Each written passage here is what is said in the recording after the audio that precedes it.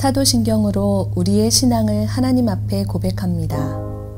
전능하사 천지를 만드신 하나님 아버지를 내가 믿사오며 그 외아들 우리 주 예수 그리스도를 믿사오니 이는 성령으로 잉태하사 동정녀 마리아에게 나시고 본디오 빌라도에게 고난을 받으사 십자가에 못 박혀 죽으시고 장사한 지 사흘 만에 죽은 자 가운데서 다시 살아나시며 하늘에 오르사 전능하신 하나님 우편에 앉아 계시다가 저리로서 산 자와 죽은 자를 심판하러 오시리라.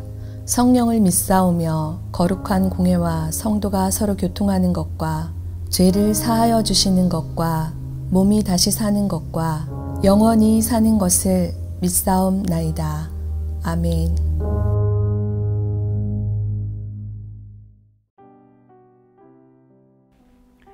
오늘의 말씀 민수기 29장 12절에서 40절 말씀입니다.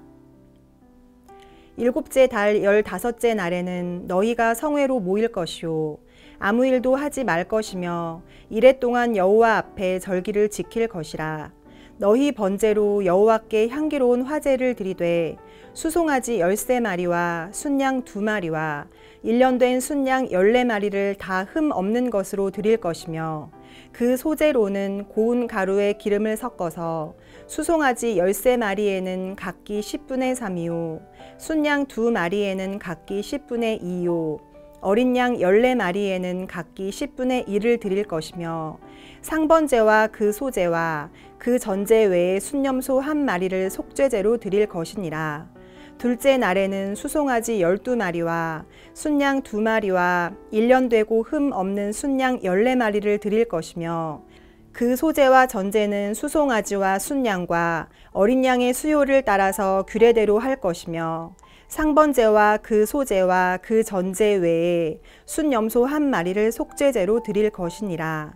셋째 날에는 수송아지 11마리와 순양 2마리와 1년 되고 흠 없는 순양 14마리를 드릴 것이며 그 소제와 전제는 수송아지와 순양과 어린 양의 수요를 따라서 규례대로 할 것이며 상번제와 그 소제와 그 전제 외에 순염소 1마리를 속죄제로 드릴 것이니라. 넷째 날에는 수송아지 10마리와 순양 2마리와 1년 되고 흠 없는 순양 14마리를 드릴 것이며 그 소제와 전제는 수송아지와 순양과 어린 양의 수요를 따라 규례대로 할 것이며 상번제와 그 소제와 그 전제 외에 순염소 1마리를 속죄제로 드릴 것이니라. 다섯째 날에는 수송아지 9마리와 순양 2마리와 1년 되고 흠 없는 순양 14마리를 드릴 것이며 그 소제와 전제는 수송아지와 순양과 어린 양의 수요를 따라서 규례대로 할 것이며 상번제와 그 소제와 그 전제 외에 순염소 1마리를 속죄제로 드릴 것이니라.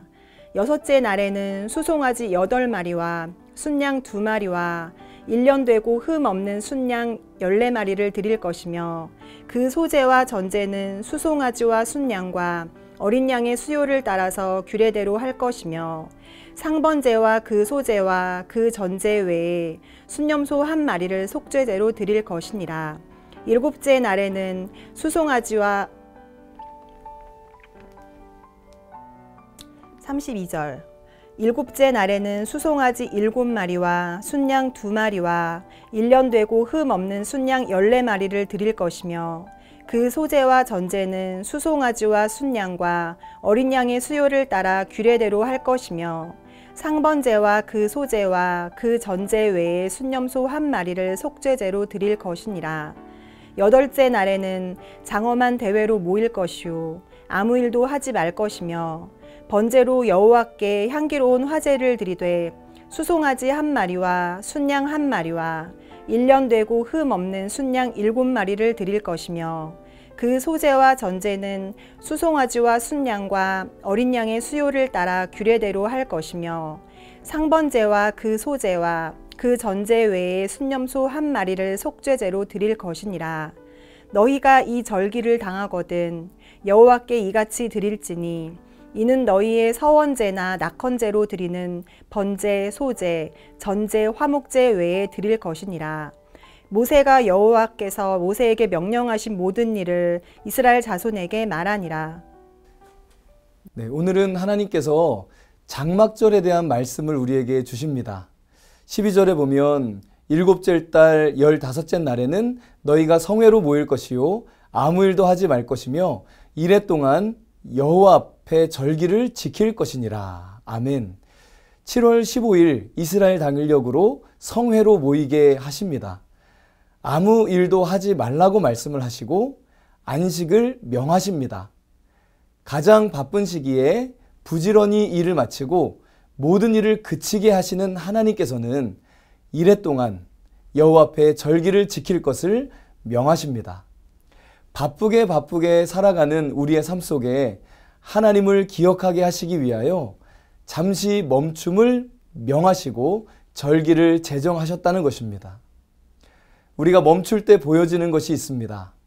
하나님께서는 그 안식을 통하여 하나님의 은혜를 기억하게 하시고 우리의 삶을 하나님을 향한 넘치는 감사로 채워가시기를 원하시는 것입니다.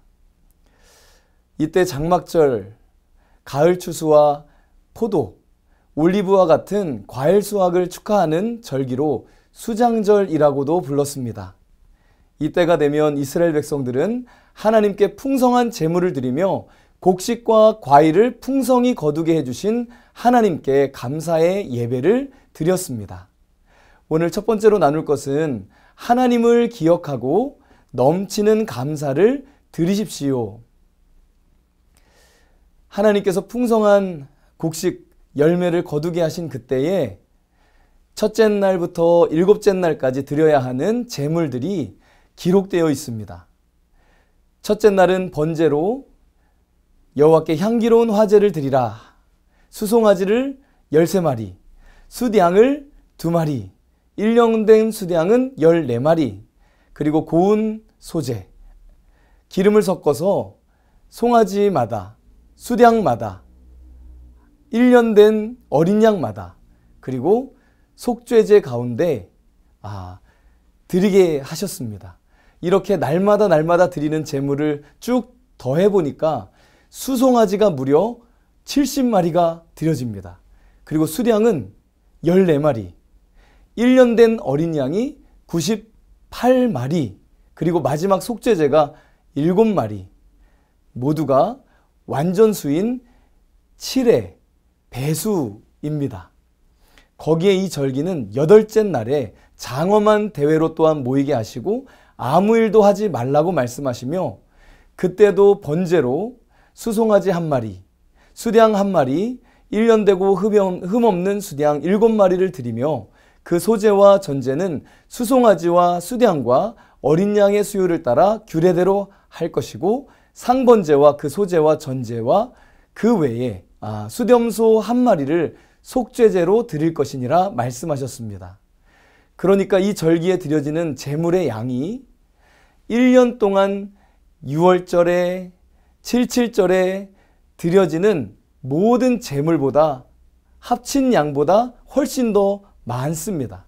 즉 풍성한 감사를 드리라는 것입니다. 넘치는 감사를 드리라는 것입니다. 우리의 삶이 하나님 앞에 넘치는 감사로 드려지게 되시기를 축복합니다. 감사의 재발견이라는 책에 보면 감사에 대한 전문가들이 연구한 결과 감사가 심혈관 이 계통에 미치는 긍정적인 영향이 있다고 말합니다. 그리고 감사가 신경계통에 미치는 긍정적인 영향이 있다고 합니다. 더욱이 감사는 뇌의 구조를 변화시키는 것에 대하여 말하고 있습니다. 그러니까 우리의 삶에서 감사를 알아채고 감사를 생각하고 감사를 느끼고 감사를 행하는 경험들을 통하여 우리의 삶이 감사로 충만해진다는 것입니다.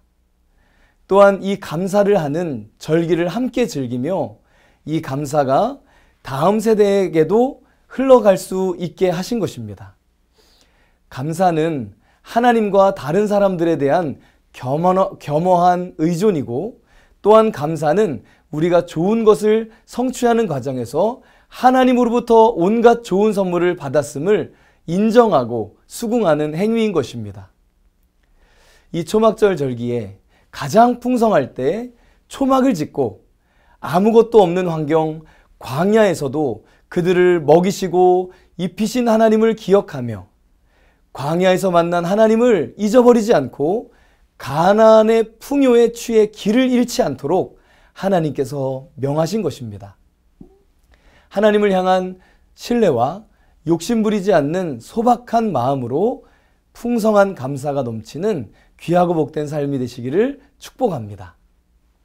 두 번째로 나눌 것은 예수님께로 나아가는 예배를 드려야 한다는 것입니다.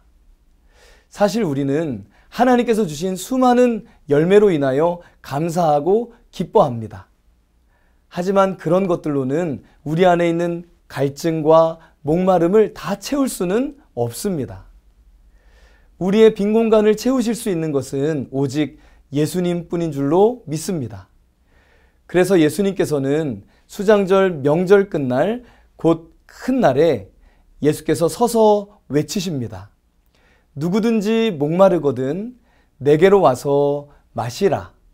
나를 믿는 자는 성경의 이름과 같이 그 배에서 생수의 강이 흘러나오리라. 아멘. 여러분, 혹시 목마른 분이 계십니까? 갈증이 나십니까? 그것을 채워주시는 분이 바로 예수님이시고 예수님을 만날 수 있는 것이 바로 예배입니다. 참된 예배를 드릴 때 우리 안에 이 목마름이 사라지고 주님이 주시는 생수가, 성령의 강수가 넘쳐날 줄로 믿습니다. 내가 기획하고 내가 비판하는 그런 예배가 아니고 참으로 하나님을 예배하는 그런 예배, 하나님께서 받으시는 예배, 하나님이 원하시는 예배, 예수님을 만나는 예배를 드려야 합니다. 우리가 참되게 주님을 예배하고 그분을 믿을 때 우리 안에 생수의 강이 흘러넘치게 되는 것입니다. 오늘 39절에 보면 너희가 이 절기를 당하거든 여호와께 이같이 드릴지니 이는 너희의 서원제나 낙헌제로 드리는 번제, 소제, 전제, 화목제 외에 드릴 것이니라. 아멘. 매일 드리는 제사부터 초막절 제사까지 절기에 맞춰 하나님께 제물을 드리며 예배하는 것은 선택이 아닌 최소한의 의무였습니다. 이외에도 이스라엘 백성은 자발적으로 추가적인 제사를 드릴 수 있었습니다. 규칙적인 예배도 소홀히 해서는 안 되고 그것만으로 만족해서도 안 됩니다. 우리의 예배가 더 넓어지고 더 풍성해져야 합니다. 정한 날에 공동체가 모여 드리는 예배를 토대로 우리의 모든 삶이 하나님께 드리는 예배가 되시기를 축복합니다. 여러분, 이제 곧 이스라엘은 가나안 땅에 입성하게 될 것입니다. 주님께서 이와 같이 우리에게 계속 절기에 대하여, 예배에 대하여 말씀하시고 반복하시는 이유가 무엇일까요? 앞으로 들어가는 그 땅에서 우리의 중심을 지키고 감사가 충만한 삶이 되기 위해서는 하나님을 예배해야 한다고 강조하시는 것입니다. 주님을 향한 예배를 드리심으로 믿음 충만하시고 성령 충만함으로 나아가시는 귀하고 복된 하나님의 백성 되시기를 축복합니다. 함께 기도하겠습니다. 아버지 하나님, 은혜와 사랑을 감사드립니다. 오늘 귀한 말씀을 통하여 우리의 삶에 주님을 통하여 넘치는 감사가 가득한 삶이 되게 하여 주옵시고 이 감사를 통하여 마음껏 주님께 드려지는 삶이 되게 하여 주옵소서.